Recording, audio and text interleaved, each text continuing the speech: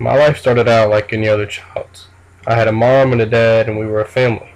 But this changed very quickly as I got a divorce early on in my life, so early as I can't even remember a time of them being together. I've grown up and I can see why. They're two completely different people and have totally opposite views. So I grew up going from house to house, spending 2 or 3 days at one, then to the other. Thought this was normal. I thought every kid did this. But I started being friends with people as I grew up and going over to their houses and seeing their parents together, and I was just confused and jealous. I didn't know what a real family was. Yeah, I had that family at my dad's house with a stepmom there, but she never really felt like a real mother to me.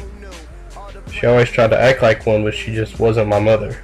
And honestly, I couldn't think of a way that she could possibly be my mother.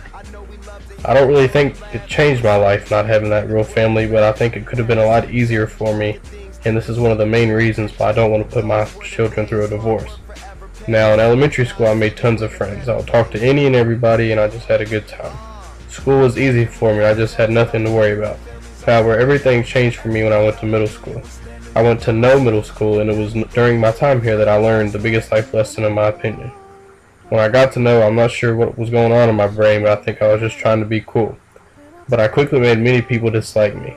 I only had a handful of friends and no real best friends that I could go to when I needed to talk about things. I barely hung out with anybody outside of school, and I was pretty miserable all of 6th grade, and I'd hit my low. It was at this point I realized that you can't make it through life alone. No, I wasn't all by myself. I still had the support of my family, and they're very important to a good life, but you really need friends too. I spent 7th grade rebuilding all the friendships I'd tore down the year before.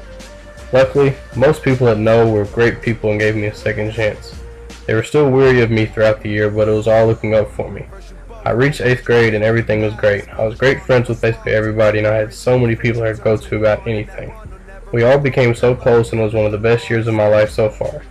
I just had so much fun, and I still keep in contact today with many of the people I was such good friends with back then.